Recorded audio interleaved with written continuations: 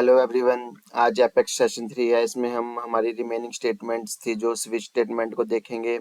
उसके बाद हम लूपिंग साइड पर जाएंगे। पहले हम डू और वाइल लूप्स को समझेंगे। देन अगर हमारे पास टाइम रहा तो फिर हम फर्दर एरे वगैरह को भी देखेंगे आज।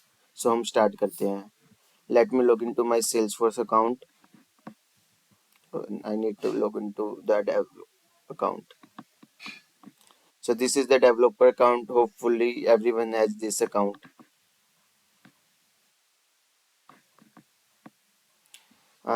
Once you log into your developer account, then you need to click on this gear icon and log into developer console. ठीक है। देन हमेशा की तरह हम अपना एनोमनस विंडो को ओपन करेंगे। उसका शॉर्टकट की है Ctrl+E। ठीक है। तो हम स्टार्ट करेंगे स्विच स्टेटमेंट से पहले। ठीक है, मैं यहाँ लिख देता हूँ हमारा एक बचा था स्विच स्टेटमेंट। ठीक है। तो इसमें मैं बताता हूँ इसको रियल टाइम पर हमें कब यूज करना है, क्योंकि मतलब हमें मेन चीज़ों को इस तरीके से समझना है। जब भी हमारे पास रिक्वायरमेंट है रियल टाइम पर, कब हमें इफ़ का यूज करना है, कभी एल्स इफ का, कब नेस्टेड इफ का, एंड कब हमें स्विच स्टेटमेंट का यूज करना है। सपोज करो कि मेरे पास एक रिक्वायरमेंट है, जैसे ना हमारे में ना क्वार्टर सिस्टम होता है, मतलब हर कंट्रीज में जो क्वार्टर वन होता है वो हमारा होता है अप्रैल से जून तक का। ठीक है। एंड जो हमारा क्वार्टर टू होता है वो होता है हमारा जुलाई टू सितंबर। ठीक है। और जो हमारा क्वार्टर थ्री होता है सपोज अक्टूबर टू दिसंबर। ठीक है। और जो हमारा क्वार्टर फोर होता है वो हमारा रहता है जैन टू मार्च। ठीक है। ऐसे हमारे में क्वार्टर सिस्टम होता है। अब सपोज करो मेरे पास, मैं पहले ना एक वेरिएबल डिक्लेयर कर लेता हूँ। फुली अब सभी को वेरिएबल डिक्लेयर करना आता होगा। उसका नाम मैं दे देता हूँ काउंटर। ठीक है। और इसकी एक वैल्यू डिफाइंड कर देता हूँ। मैं सपोज करो मैं इसको स्ट्रिंग टाइप का ही ले लेता हूँ अभी के लिए, क्योंकि बेटर अंडरस्टैंडिंग के लिए। और इसके एक मैं वैल्यू डिफाइंड कर देता हूँ। सपोज मैंने डिफाइंड कर दी अक्टूबर। ठीक है।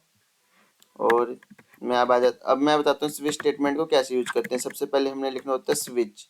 ठीक है। उसके बाद हमें लिखना होता है ऑन, ये फिक्स रहेगा। उसके बाद सपोज करो मेरे पास काफ़ी वेरिएबल्स हो सकते हैं रियल टाइम पर। अभी करंटली मेरे पास एक वेरिएबल है जिसका नाम है काउंटर। सो मुझे उस पर इम्प्लीमेंट करना है। So let me call counter on this. ठीक है। मैं इस पर करता हूँ इसको। उसके बाद हमारी करली ब्रेसेस स्टार्ट होगी। ठीक है। करली ब्रेसेस में हमें एक लिखना है कीवर्ड व्हेन। अब इसको हमें बताना है कि कब कब चले। इसको बेटर अंडरस्टैंडिंग के लिए मैं यहाँ पर एक बार नंबर भी लिख लेता हूँ। अप्रैल सपोज करो जैसे 4 होता है, 4 5 एक सेकेंड 5 6 5 मीन्स मई और 6 मीन्स जून। ऐसे ही सोन इनके लिए लिख देता हूँ मैं, ताकि थोड़ा बेटर अंडरस्टैंडिंग हो कि हम कर क्या रहे हैं एक्चुअल में। ठीक है। इसका भी अभी लिख लेता हूँ मैं जब सभी का हो चुका है। और इसको एक बारी मैं डिफाइंड करता हूँ ऐसे इंटीजर। मैं इसको चेंज कर रहा हूँ आपको बाद में। इसको मैं लिख देता हूँ अभी 9। सपोज करो अभी मेरे पास ना कंडीशन ऐसे हो, मतलब मल्टीपल कंडीशन हो कि 1 2 3 हो, तो मुझे आउटपुट में मिले कि ये मेरा क्वार्टर वन है। ठीक है, सॉरी क्वार्टर फोर है। अगर मेरे पास ऐसे मतलब कोई 4 वैल्यू हो, 5 हो, 6 ऐसे, मतलब सपोज करो मुझे मल्टीपल कंडीशंस के बिहाफ पर देखो, 1 के लिए भी, 2 के लिए भी, 3 के लिए भी है तो quarter four in the end result. तो अगर ऐसे मुझे मल्टीपल कंडीशन देनी है तो उस केस में मैं स्विच का यूज कर सकता हूँ। वैसे सेल्सफोर्स में स्विच का यूज कम होता है, इंटीग्रेशन के टाइम इसका यूज होता है। जो हम अगर मतलब इंटीग्रेशन के कोर्स में मैं आपको उस चीज को प्रॉपर करके दिखा दूंगा यूज। अभी करंटली मतलब वैसे इतना यूज नहीं होता, बट ट्राई करना है कि वो समझने का। अभी इसको ट्राई टू अंडरस्टैंड करो। देखो अगर चाहे मंथ जनवरी हो, चाहे फरवरी हो, चाहे मार्च हो, बट वो है तो क्वार्टर फोर। तो अब इसके लिए मैं डिफरेंट डिफरेंट कंडीशनें क्यों दूं? सपोज करो इतनी सारी कंडीशनें क्यों दूं? एलसीफ एलसीफ एलसीफ एलसीफ समथिंग लाइक दैट। तो हमें इन्हीं चीज़ों को थोड़ा सा मतलब ट्राई करना है रियल टाइम पर अंडरस्टैंड करने का कि कब हमें स्विच की जरूरत पड़ेगी। मतलब वैसे तो ये चीज मैं इफ एल्स से भी कर दूंगा, सॉरी एल्स इफ से भी कर सकता हूँ। ये बेसिक चीजें हैं जिसको हमें लर्न करना है। अभी इसको एक बार इम्प्लीमेंट करके देख लेते हैं कि इम्प्लीमेंट कैसे होता है। अभी मैंने मल्टीपल कंडीशन तो दे दी, उसके बाद मुझे दोबारा से करली ब्रेसेस, उसके बाद मुझे आउटपुट के लिए सिस्टम डॉट डिबग का यूज करना होगा। ठीक है, और इसमें मैं लिख देता हूँ, एक सेकेंड, क्वार्टर फर्स्ट। ठीक है, ये क्वार्टर फोर्थ के लिए, ये क्वार्टर फोर्थ। ठीक है, ऐसे ही मैं कुछ और कंडीशनें दे देता हूँ ताकि हमें, अभी एक कोड को कंप्लीट कर देता हूँ फिर आपको इसका बताते हैं। अगर मान लो ये था 4 5 6 के लिए करना हो हमें, ठीक है, 4 5 6 में कौन सा क्वार्टर है, हमारा क्वार्टर। ठीक है, ठीक है, अभी के लिए मैं सिर्फ कंप्लीट नहीं कर रहा हूँ, इसको इतना रन करके दिखा देता हूँ। देखो अभी मैंने आउटपुट में, अच्छा 9 दिया, 9 वाला तो अभी हमने कोड लिखा ही नहीं है। 9 वाला और एक मैं ब्लॉक बना लेता हूँ ताकि इसको बेटर समझ सके। ठीक है, अभी इसमें मैं दे देता हूँ 9 वाले ब्लॉक। 9 वाले में कौन से, 7। ठीक है, ये हमारा 9 वाला ब्लॉक है। 9 वाला ब्लॉक हमारा कौन सा क्वार्टर है, क्वार्टर सेकंड। ठीक है, Q2 ही लिख देता हूँ मैं इसको बेटर अंडरस्टैंडिंग के लिए। ठीक है, अभी मैं इसको रन करता हूँ और फिर देखते हैं हम। देखो अभी हमारे काउंटर में क्या है, 9 है, तो कौन सा वाला ब्लॉक चलना चाहिए, ये वाला ब्लॉक चलना चाहिए क्योंकि 9 इसमें है। देखो मैंने एक ही वैन में मल्टीपल कंडीशंस दे दी, इसमें क्या हुआ, लाइन ऑफ नंबर्स कोड कम हुई। इसको मैं एलसिफ से भी कर सकता था, फिर लाइंस ऑफ कोड ज्यादा होती, बट रियल टाइम पर हमें इन चीजों का भी ध्यान रखना पड़ता है। तो यही बेसिक बेसिक चीजें हमें बेस्ट कोडिंग के पॉइंट ऑफ व्यू से रखनी पड़ेगी। लेट मी चेक व्हाट, क्या मिसिंग हुआ है यहाँ पर। ये था, सॉरी सेमीकोलन मिस कर दिए थे मैंने यहाँ पर आउटपुट में। आपको इन छोटी छोटी बातों का ध्यान रखना है बिल्कुल। एरर जितनी आप प्रैक्टिस करोगे, जितना आप कोड करोगे, आपके ये छोटे छोटे से एरर कभी नहीं आएंगे और आप उनको फिक्स भी इजीली कर लोगे। अब मैं इसको एक बार एग्जीक्यूट कर लेता हूँ। हमारे पास क्वार्टर 2 आउटपुट में आना चाहिए। ठीक है, मैं इसको डिबग ओनली कर लेता हूँ जैसे कि हमने लास्ट सेशन में इसको सीखा। देखो हमारी आउटपुट में आ गया क्वार्टर 2। सो ये था स्विच स्टेटमेंट को यूज करने का पॉइंट। तो यहाँ पर हमारा स्विच स्टेटमेंट भी कवर हो चुका है, तो इसको मैं अभी के लिए क्लीन कर रहा हूँ। अब हम आ जाते हैं यहाँ पर, हमारी ऑलमोस्ट स्टेटमेंट्स खत्म हो चुकी है। हमने इफ एल्स इफ एल्स और नेस्टेड इफ सब समझी थी लास्ट सेशन में, और आज हमने स्विच स्टेटमेंट को भी कवर कर लिया। तो अब मैं आ जाता हूँ लूपिंग पे। लूप में हम स्टार्ट करते हैं, पहले वाइल लूप से स्टार्ट करते हैं। हम वाइल लूप कैसे वर्क करता है, सबसे पहले तो मैं वाइल लूप का आपको एक बेसिक सिंटैक्स बता देता हूँ। इसका ऑलमोस्ट सेम है सिंटैक्स जैसा कि हमारा था इफ का। इसमें कंडीशन होगी, अंदर हमारा मेन लॉजिक होगा। ये इसको फंक्शनल ब्रैकेट भी बोल देते हैं और इसको स्कोप बोल देते हैं, मतलब प्रोग्रामिंग लैंग्वेज में। ठीक है, अभी के लिए मैं एक वेरिएबल डिक्लेयर कर लेता हूँ इंटीजर टाइप का, उसका नाम दोबारा से हम काउंटर रखते हैं, और प्लस इसका हम वैल्यू क्या देते हैं, चलो इसकी वैल्यू हम 2 दे देते हैं। हम एक छोटा सा प्रोग्राम लिखते हैं, अभी तक हमने वैसे कोई प्रोग्राम लिखा भी नहीं। हम जो नंबर 1 to 50 में इवन नंबर हम उनको प्रिंट कराएंगे, तो कैसे प्रिंट कराएंगे, उसके लिए सबसे पहले तो मुझे वाइल में कंडीशन देनी पड़ेगी। देखो स्टार्टिंग नंबर कहाँ से है मेरा, मैंने मेरे वेरिएबल को कहाँ पे डिक्लेयर किया, 2 पर। ठीक है, और मुझे 50 तक शो करवाने हैं। ठीक है, सबसे पहले मुझे यहाँ लिखना होगा काउंटर। ठीक है, काउंटर के बाद मुझे, ठीक है, ये मैंने कंडीशन दे दी। जैसे ही 50 वाला वो काउंट करेगा क्योंकि मैंने इक्वल टू का साइन दिया है, बट जैसे ही नंबर greater than 52 होगा मेरी कंडीशन फॉल हो जाएगी और वाइल लूप काम करना बंद कर देगा। मतलब आप पॉइंट समझो कि वाइल लूप काम कैसे करता है, जब तक ये कंडीशन ट्रू मिलेगी उसको वो रन करता जाएगा। तो ऐसे वाइल लूप हमारा वर्क करेगा इन शॉर्ट। अभी मैं इसको आउटपुट प्रिंट करके दिखाता हूँ आपको। सिस्टम डॉट डिबग हमेशा की तरह हम लिखेंगे यहाँ पर, यहाँ पर मैं दिखा देता हूँ इवन नंबर्स। ठीक है, प्रिंट मुझे क्या करना है, काउंटर प्रिंट करना है मुझे, क्योंकि देखो देखो अभी तक क्या हुआ है, सबसे पहले मैंने एक इंटीजर डिक्लेयर किया, 2 से स्टार्ट होगा। मैंने एक कंडीशन इसमें मेंशन की है कि मेरा काउंटर 50 तक वैल्यू ले। सपोज करो जैसे ही यहाँ पर 52 नंबर एंटर होगा, कंडीशन फॉल्स होगी तो लूप स्टॉप हो जाएगा, मतलब इन शॉर्ट मेरा प्रोग्राम वहीं तक रन करेगा जहाँ पे मेरी कंडीशन स्टॉप हो जाएगी। ठीक है, अभी सबसे पहले क्या करेगा, वो अंदर कंडीशन ट्रू है, पहली बार ट्रू है काउंटर, तो अंदर जाएगा वो ट्रू प्रिंट करेगा। बट उसके बाद मुझे इसमें टू काउंट करना पड़ेगा। देखो इवन नंबर कैसे वर्क करेंगे, जैसे 2 है, फिर 4 आएगा, फिर 6 आएगा, फिर 8 आएगा, फिर 10 आएगा। तो उसके लिए मुझे इस काउंटर में हर बारी 2 ऐड करना पड़ेगा। तो उसके लिए मैं क्या करूंगा, जैसा कि मैंने आपको असाइनमेंट्स ऑपरेटर्स में बताया था, मैं ये चीज कर दूंगा। ठीक है, ये देखो नॉर्मल लैंग्वेज में ये चीज कैसे है, मतलब मैं आपको बिल्कुल अगर ऐसे समझाऊं इस चीज को, इसका यही मतलब है, लेकिन मैंने इसको ऐसे लिखा है, ये सेम ही मतलब है, तो आप कंफ्यूज मत होना। तो मैं इसको एक बार हटा देता हूँ और इसको एक बार हम रन कर लेते हैं कि हमें रिजल्ट मिल रहा है नहीं मिल रहा। तो ये है व्हाइल लूप हमारा। ठीक है, let me run this. Run हो गया, आउटपुट देखते हैं हमें मिली या नहीं मिली, क्योंकि इन द एंड तो आउटपुट ही चेक करनी है हमें।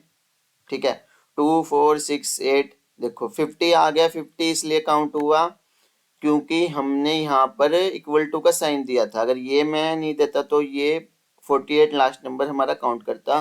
तो ये था हमारा वाइल लूप। वाइल लूप हमारा कैसे वर्क करता है, तो सेकंड होता है हमारे पास डू वाला, मैं उसका भी आपको लिख देता हूँ। ठीक है, एक बार मैं इसका सिंटैक्स लिख लेता हूँ, फिर हम इसको समझते हैं। देखो मैं इसको एक बार लिख लेता हूँ। ठीक है, ये मैंने अभी सिंटैक्स लिखा है डू वाइल का। देखो आपको अगर डिफरेंस से क्लियर आ रहा हो तो उसमें बेसिक डिफरेंस क्या है। देखो वाइल लूप में पहले कंडीशन चेक होगी, उसके बाद वो रन करेगा। ठीक है, डू में क्या है, एक बारी तो उसका स्कोप चल जाएगा, उसके बाद कंडीशन वो चेक करेगा। सपोज करो पहली बार चला, स्कोप चला, कंडीशन वाइल में लिखी हुई है, अब सपोज करो कंडीशन पहले ही फॉल्स होगी। बट अगर आपने आपने अगर ध्यान से देखो सिंटेक्स को, एक बार तो वो स्कोप में गया, एक बार तो स्कोप रन हुआ। अब इन द एंड कोई फर्दर लॉजिक है वाइल में, सपोज करो पहले तो वो कंडीशन चेक करेगा एंड देन कंडीशन चेक करने के बाद कोई फर्दर, मतलब सपोज करो हमने लॉजिक लिखा था, देन वो रन करेगा। तो ऐसे हमारा डू वाइल रन करता है। अभी डू वाइल का करंटली मुझे नहीं लगता कि इतना मतलब हम यूज करेंगे। तो अभी के लिए मैं बस बेसिक बताना चाहता था कि डू वाइल में ऐसे होता है सिंटैक्स, डू की अपनी कंडीशन नहीं होती, वो एक बारी जो आपका स्कोप है, सपोज करो स्कोप में आपने कुछ डिफाइंड किया है, वो उसको रन करेगा। देन वाइल की कंडीशन चेक होगी, देन वाइल की कंडीशन चेक होगी, देन अगेन वो हमारा जाएगा उधर उसमें डू में जाएगा। तो ये था डू वाइल का। अभी मैं आ जाता हूँ नेक्स्ट टॉपिक में हमारा। मैं थोड़ा आपको ना पहले बेसिक चीजें बता देता हूँ अभी तक जो हमने नहीं करी। हम अगर अगर हमें एपेक्स में कोई सिंगल लाइन कमेंट करना हो, हम कैसे करते हैं, मैं पहले वो बता देता हूँ। कमेंट आप सभी को पता होगा, हर प्रो सपोज करो मैं कोई कोड लिख रहा हूँ रियल टाइम पर, हमें अगर हमने कोई कोड लिखा उसको डिफाइन, मतलब कई बार कॉम्प्लेक्स लॉजिक होता है तो हम थोड़ा सा मेंशन कर देते हैं कमेंट से। इवन सपोज करो किसी ने कोई क्लास लिखी है, तो देन हमें मेंशन करना पड़ता है this class created on which date on why which developer, something like that. Single line comment Apex में होते हैं ऐसे। ठीक है, और मल्टीपल लाइन कमेंट हमारे होते हैं ऐसे। तो ये तो था, अगर सपोज करो अगर हमें हमको एपेक्स में कोई सिंगल लाइन कमेंट करना है वो ऐसे होगा, और मल्टी लाइन कमेंट ऐसे होगा। जैसे मैं लिख देता हूँ यहाँ पे मल्टीपल लाइन कमेंट। तो ये था हमारा बेसिक, मतलब जो एक रूल था कि हम कमेंट वगैरह कैसे कर सकते हैं। ठीक है, ये था हमारा बेसिक। ठीक है, यहाँ पर ये दो टॉपिक अभी हमारे लूप का बेसिक कवर हुआ है, डू और वाइल का। अभी हम स्टार्ट करते हैं फॉर लूप से। नहीं, पहले मैं थोड़ा सा एरे बता देता हूँ, क्योंकि एरे के ऊपर ही मुझे ये बताना है कि आजकल वैसे एरे कम यूज हो रहा है, बट हम थोड़ा सा देख लेते हैं एरे क्या होते हैं।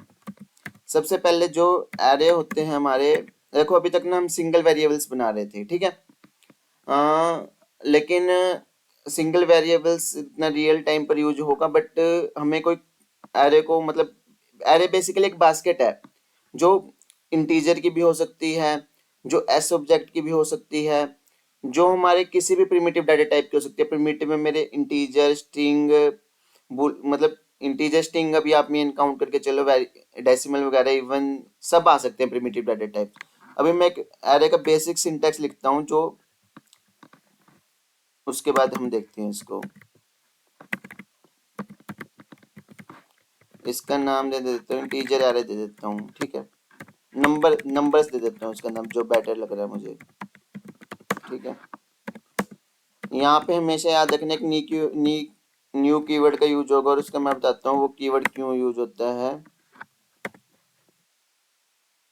तो ये मेरा एरे का बेसिक सिंटैक्स था, माय लैप इज लिटिल, या ठीक है। तो न्यू कीवर्ड क्या करता है, अब देखो मैंने एक एरे डिफाइंड किया, राइट, बट उसको मुझे एक नाम तो देना होगा सिस्टम में। मैंने उसको नाम दिया नंबर। न्यू ने क्या किया, न्यू क्या करता है, एक डायनेमिक मेमोरी एलोकेट करता है सिस्टम में। अगर हम ये न्यू कीवर्ड ना यूज करें तो ये आप सिंटैक्स के पॉइंट ऑफ व्यू से नहीं, बट आप इसका मेन पॉइंट समझो। आप ऐसे भी याद कर सकते हो कि ये सिंटैक्स है, ठीक है, राइट है, बट ये क्या करता है, वो उसको सिस्टम में एक मेमोरी एलोकेट करता है। इसने मेमोरी तो एलोकेट कर दी, बट हमें उस मेमोरी का नाम तो डिफाइन करना पड़ेगा ना। मैंने उस मेमोरी का नाम डिफाइंड किया है नंबर, ठीक है। तो ये था हमारा बिल्कुल बेसिक सिंटैक्स ऑफ एरे। अभी आप ध्यान से देखो, जो इंटीजर है ये स्ट्रिंग टाइप का भी हो सकता था, ये डेसिमल का भी हो सकता था, तो ये अकाउंट का भी हो सकता था। अभी मैंने एरे तो बना लिया, मतलब एरे क्या है, खाली बास्केट है, मतलब अभी तक मेरे पास वेरिएबल्स आ रहे थे। अब मुझे मान लो उनको कहीं स्टोर करना है एक बास्केट के रूप में, आप मान के चलिए बास्केट है, तो इसमें मैं एलिमेंट्स कैसे अंदर एंटर करूंगा। देखो इसका एक तो तरीका होता है ये, मैं अभी इसी तरीके से करके दिखा देता हूँ। ये नंबर है, मैं कोमा सेपरेटेड इसमें वैल्यूज डाल देता हूँ करली ब्रेसेस में। देखो अगर मैं ये वाला सिंटेक्स यूज करूँ, करली ब्रेसेस लगा के मैंने इसमें वेरिएबल्स डाल दिए, ठीक है। पहला पॉइंट ये।